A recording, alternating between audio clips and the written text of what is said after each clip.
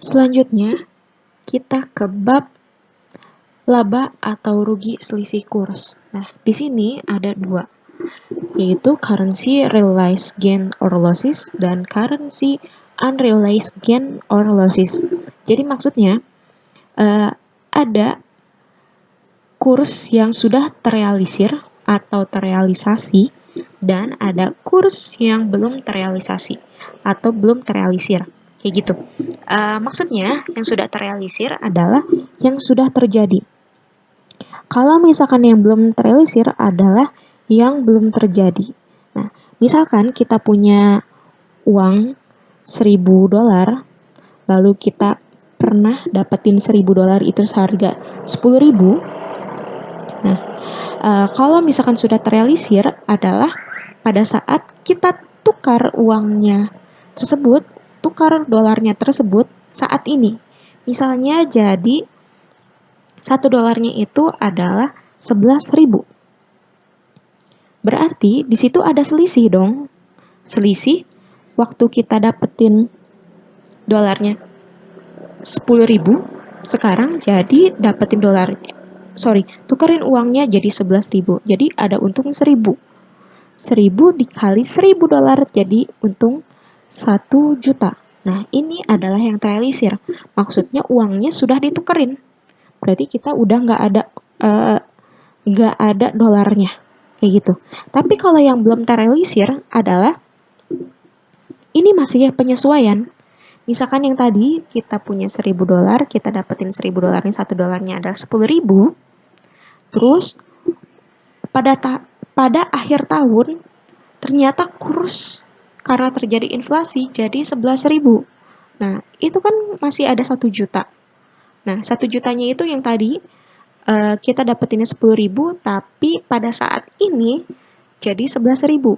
Jadi ada selisih 1.000 dikali $1.000, hasilnya adalah 1 juta. 1 juta ini belum terrealisir. Kenapa? Soalnya kita belum tukerin uangnya gitu. Kita belum tukerin uangnya, tapi uang si dolarnya ini berarti kan masih ada di kita gitu. Jadi ini masih bayang-bayang atau masih ngestimasi dalam penyesuaian di akhir tahun. Biasanya kayak gitu, di akhir tahun kita ada penyesuaian selisih kurs kayak gitu. Nah, di sini ada transaksinya. Kita contohin aja, kita aplikasikan ke Mayop. Nah, realize current gain or losses merupakan laba atau rugi selisih kurs yang terrealisir. Sebagai contoh, apabila tanggal 15 Februari 2007 hutang kepada Cool International kita bayar sejumlah $1.000 dengan kurs pada saat pembayaran 9.400, maka terjadi rugi selisih kurs 300. Dari mana sih 300.000? Nah, waktu pertama kita bikin file Mayop, hutangnya ini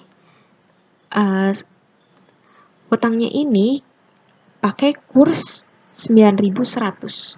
Kita lihat dari mana. Nah, ini kita masuk ke list currency. Nah, 9.100 kan waktu kita bikin. Nah, terus karena pada saat pembayaran 9.400 berarti ada selisih 9.400 dikurang 9.100, ada selisih 300. Nah, 300 dikali $1.000 jadi 300.000. Nah, berarti itu terjadi rugi. Kenapa? Soalnya waktu kita ngutang masih 9.100, tapi karena terjadi inflasi atau segala macam jadi 9.400. Artinya lebih mahal dong daripada yang pertama, kayak gitu. Nah, untuk melakukan pembayaran hutang sesuai prosedur, kita dapat melihat rugi selisih kurs ini. Nah, sebelum kita lihat rugi selisih kurs, ini kan kita masih punya utang ya, belum kita bayar. Nah, kita bayar dulu aja. Kita bayar dulu ke Cool International. Caranya berarti kan kita punya hutang, berarti ke purchase, pay bill. Ini kita bayar pakai Bank Mandiri aja. Suppliernya Cool International. Nah, suppliernya Cool International kita punya utang 1.440. Tapi kita coba bayar 1.000 dulu aja, sesuai dengan instruksi yang di Word-nya aja. Oke, use supplier. Nah, date-nya kita rubah tanggal 15 Februari. Ini udah sesuai. Dan amount applied-nya kita isi 1.000 aja. Amount-nya 1.000. Lalu di sini di kiri bawah ada gain or loss. Nah, gain or loss-nya ini kita isi adalah negatif 300.000. Karena kita rugi 300.000. Oke, gitu ya. Kalau misalkan kita untung 300 berarti nggak usah pakai nggak usah pakai nggak usah pakai minus, langsung aja. Kalau sudah selesai kita klik record. Oke, nah untuk mengetahui laba atau rugi selisih kurs yang terrealisir, artinya adalah sudah terjadi pembayaran, kita dapat lihat saldonya. Saldo akun 8/1100. Kita bisa lihat di account list. Nah, ini 8/1100 ini kita bisa lihat 300.000. Yang tadi, yang selisihnya kita masukin di laba atau rugi. Selisih kurs.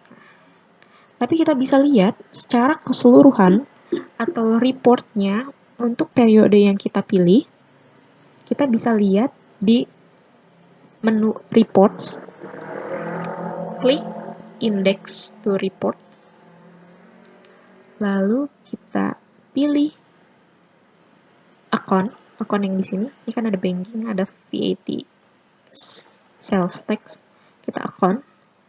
Lalu kita pilih realize gain or loss. Di mana dia?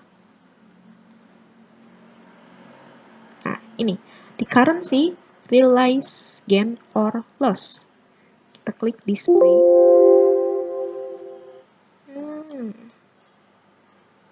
Harusnya ini sih tanggalnya kita ini dulu aja kali ya. Oke, kita double klik aja dulu. Kita sesuaikan tanggalnya kita isi ini sampai dengan tanggal 31 Maret. Coba. Ini isinya terserah kalian ya, terserah kebutuhan kalian. Apa yang mau di display atau dari tanggal berapa sampai tanggal berapa yang mau terlihat, kayak gitu. Oke, kita klik display. Nah, ini adalah currency realized gain or losses-nya. Laporannya seperti ini, gitu.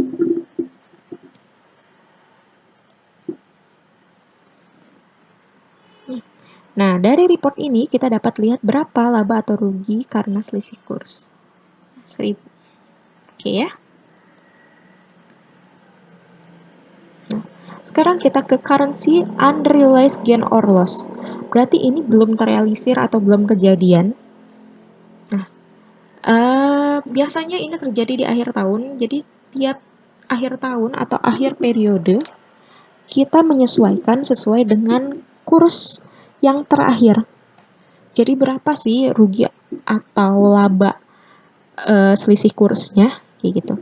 Oke, kita lihat di Word-nya. Untuk mengetahui laba atau rugi selisih kurs yang belum terrealisir atau currency unrealized gain or losses, saldonya baru dapat kita ketahui setelah terlebih dahulu kita menginput kurs akhir tahun. Nah, lihat, kurs akhir tahun berarti kita selalu menginput kurs akhir tahun. Kalau kurs awal kan yang ini, yang tadi ya, yang list, currency, dan ini 9.100. Misalnya kita ingin menutup buku pada tanggal 31 Maret 2007. Nah, kurs USD pada tanggal tersebut adalah 8.900. Maka kita input dulu kurs yang 8.900. Oke. Jadi nggak 9.100 lagi, tapi kita menyesuaikan di currency 8.900. Kita klik list, kita klik currency. Ini ternyata diedit aja US dollarnya. Edit, boleh tadi dipilih yang ini, dipilih apa namanya, panah yang putih, atau klik edit aja, sama aja. Lalu isi exchange rate-nya. Nah,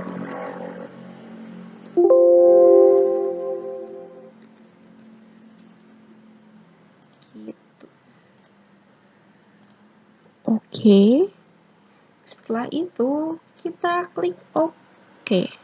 Nah, jadi 8.900. Enggak, 9.100 lagi. Nah, selanjutnya laba atau rugi selisih kurs yang belum terrealisir dapat diketahui sebagai berikut. Ini ada ininya. Kayak tadi sih sebetulnya, lihat reportnya kayak gitu.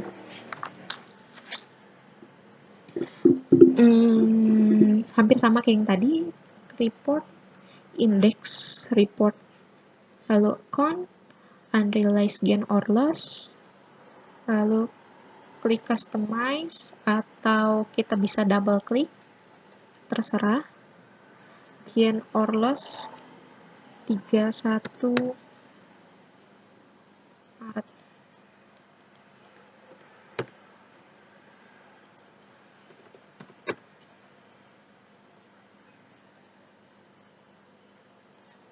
Display kayak begini. Oke, kita ke bawahin.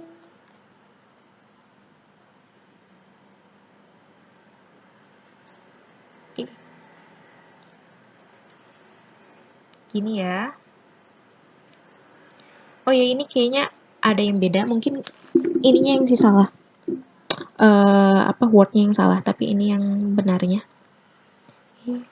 Berarti unrealized gain or losses-nya adalah sebesar 2.636. Nah, ini ada yang ada yang beda origin value-nya karena ada beberapa transaksi yang miss di word-nya. Tapi nggak apa-apa. Oke. Ini sekedar contohnya aja. Oke. Jumlah laba atau rugi yang terjadi dalam kasus ini adalah 2.636. Selanjutnya dengan jurnal umum kita bukukan akun-akun sebagai berikut. Nah, ini kita kan lihat display-nya. Berarti si Panen Bank ini dia punya nilai sekarang atau current value-nya 90.068.000. Lalu hutang dagang yang USD-nya 3.916.000. Oke. Terus ini original value-nya. Oke. Biar sama kita ini aja kita kita rubah aja word-nya.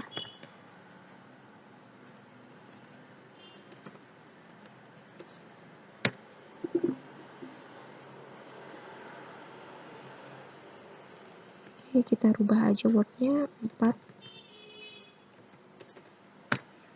Oke. Gain or loss-nya berarti 3. Oke. Ternyata panduannya juga ada yang keliru, nggak apa-apa sih sebetulnya. Ini kita save aja word-nya. Oke, lalu kita bukukan aja akun-akun yang ini. Jadi ini tuh kita lihat display-nya, tapi kita belum bukuin atau kita belum jurnal. Nah, ini baru kelihatan doang jurnalnya setelah si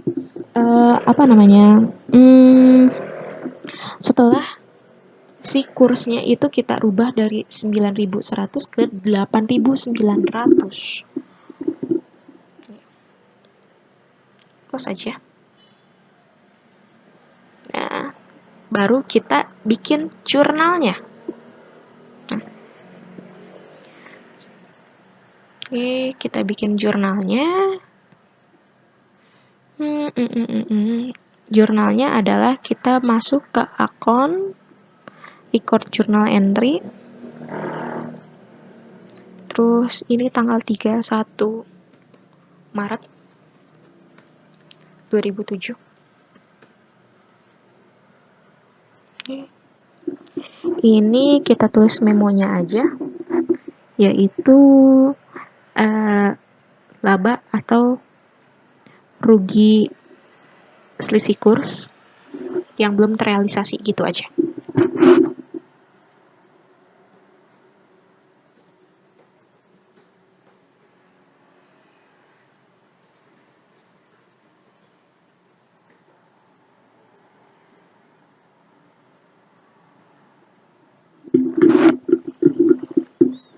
Setelah itu kayak biasa kita bikin jurnal penyesuaiannya aja. Laba atau ruginya ini akunnya kita masukin di debit 2636. Oke. Lalu di bawahnya adalah Penin Bank USD Exchange. Oke. Di kredit 2724.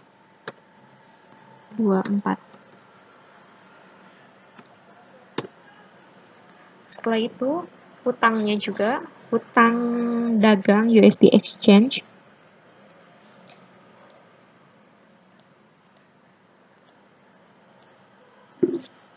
di debit. Oke ya. Ini agak nggak enak sih. Harusnya debit dulu baru kredit, tapi nggak apa-apa lah. Oke. Setelah itu out of balance-nya harus 0. Dan ini NT, nggak usah pakai teks, karena kita hanya penyesuaian aja. Ya. Kalau sudah, kita klik record. Oke. Nah, udah kita bikin jurnal penyesuaian selisih kurs. Selanjutnya, untuk awal periode, biasanya kita bikin jurnal balik atau reversing journal entries. Maksudnya adalah untuk menghindari perhitungan berganda. Jadi yang jurnal penyesuaian yang kita buat yang tadi itu kita bikin jurnal balik supaya kalau misalkan ada ada transaksi selanjutnya itu nggak ada perhitungan berganda. Tadi kan kita belum bikin jurnal balik ya. Nah, jurnal baliknya itu yang mana ya? Yang ini. Oke. Menghapus atau mengembalik transaksi. Nah, ini udah, tapi untuk yang jurnal transaksi, jurnal baliknya itu belum. Nah, kita bakal aplikasikan di sini. Oke. Caranya adalah kita ke akun transaction journal. Jangan lupa ininya kita ke all aja biar kelihatan yang terakhir yang mana. Nah, lalu klik panah putih belang-belang yang ada di transaksi yang akan dibalik. Yang transaksi yang akan dibalik adalah yang laba atau rugi selisih kurs yang belum terrealisasi atau yang belum terrealisir. Oke, nah ini yang bakal kita balik. Lalu ada menu edit pada toolbar.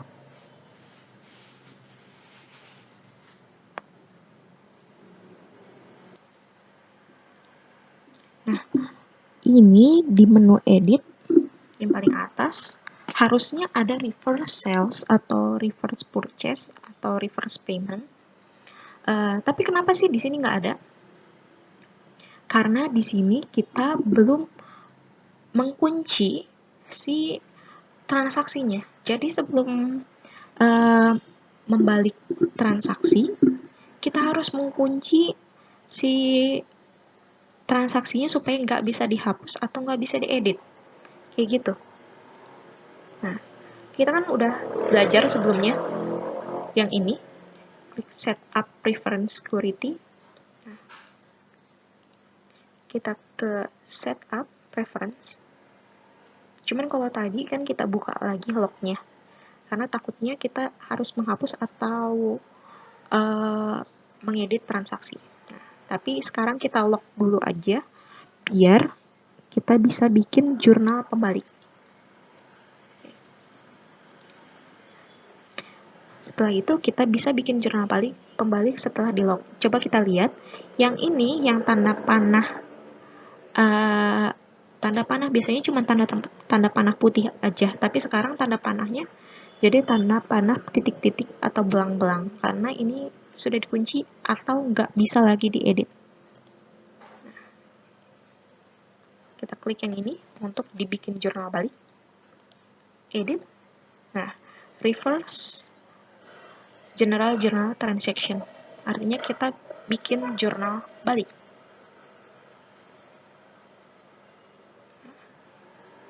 Ini sudah dibikin jurnal baliknya ya. Oke, setelah itu kita klik record. Nah, udah bikin jurnal balik. Tentunya kalau misalkan jurnal balik ini berarti udah ke periode selanjutnya dong, ya.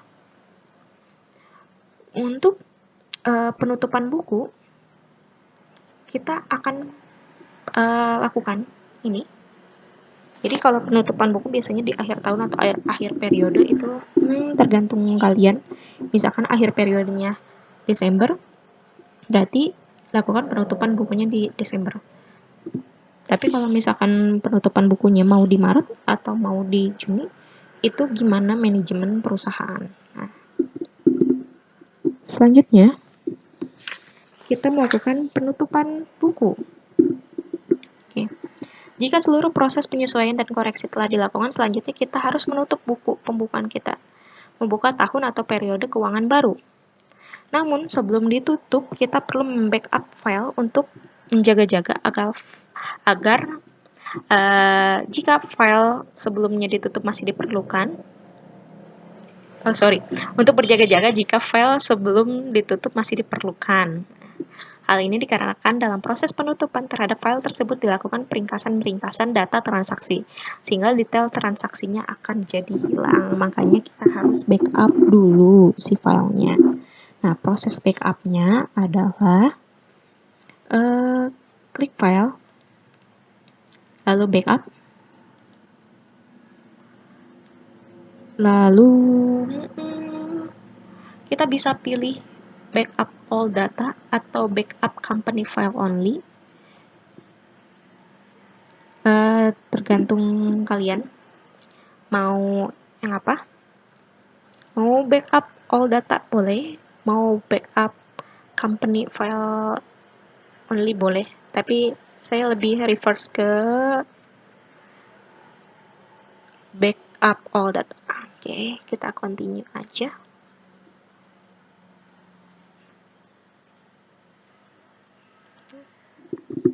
Mau di ini terserah.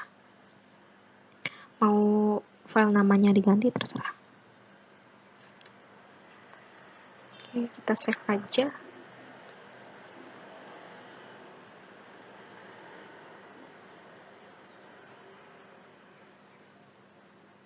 Oke, gitu. Kalau misalkan kita coba backup yang company file only. Ini nyoba aja sih. Sama aja sih sebetulnya ya. Ini kan sudah dijadiin apa namanya? Sudah dijadiin zip. Sama aja. Ini kita bedain aja namanya. Company file.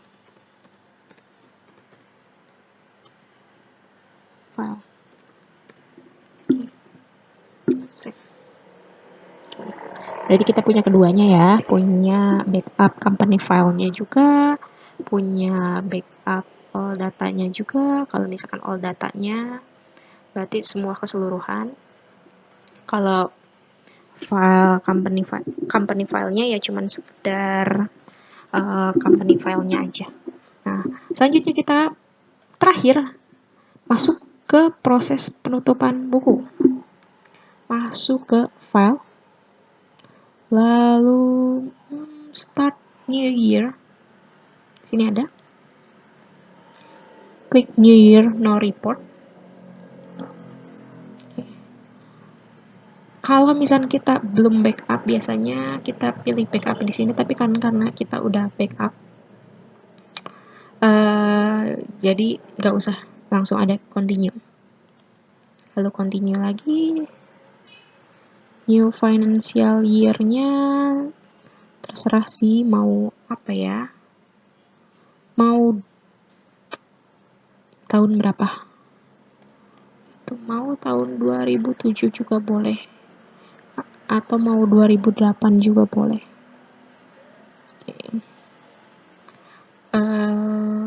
Misalnya 2008 aja ya, karena 2007-nya udah. Oke, kita klik continue.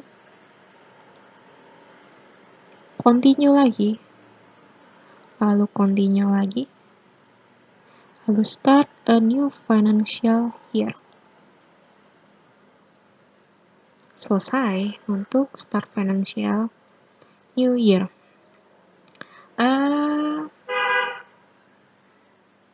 Kalau misalkan udah ditutup bukunya, biasanya akun-akun yang ada di laba rugi seperti pendapatan sama beban itu jadinya 0. Coba kita lihat ya di akunnya. Oke, udah 0 ya. Nggak ada beban-beban lagi. Berarti ini sudah ditutup akunnya. Kayak gitu, cuman ada akun modal saham laba ditahan. Nah, laba ditahan ini jadi segini karena dia asalnya dari report laba atau rugi, dia bakal masuk ke laba ditahan. Kalau misalkan kemarin laba, berarti masuk ke laba ditahan. Kalau misalkan rugi, berarti mengurangi laba ditahan, gitu aja.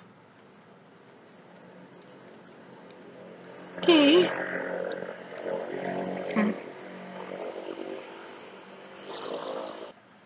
Oke, karena tadi itu sebelum menutup kita belum lihat gain or loss-nya atau laba atau ruginya. Laba atau rugi sih yang 2007. Tadi kita lupa lihat lihat apa namanya? Enggak laporannya. Kita bisa lihat di sini. Di analyze profit or loss. Ini kan sudah masuk 2008 yang terbaru ya. Jadi 0 semua. Kalau profit and loss-nya atau laporan laba ruginya, kita lihat laba rugi yang tahun lalu, yang 2007, kita masuk ke filter. Lalu last year actual only. Jadi last year-nya aja. Nah, ini set. Nah, ini net profit 45 juta 71.200. Berarti kita laba 45 juta 71.200 yang kemarin gitu. Oke. This year and last year. Ini perbandingan sih, cuman kan this year-nya belum ada ya, jadi ya udahlah. Oke. Yang terakhir adalah rekonsiliasi account. Di sini saya kan nggak akan ngejelasin rekonsiliasi account karena kalian sebetulnya sudah bisa lihat di rekonsiliasi ini caranya. Oke. Dan rekonsiliasi ini bisa kalian pelajari sendiri. Dan berarti untuk penutupan akun adalah bab terakhir dari pertemuan kita. Kita cuman sampai penutupan akun. Mudah-mudahan semua transaksi-transaksi yang kita lakukan ini bisa kalian aplikasikan di aplikasi Mayop. Gitu aja. Terima kasih.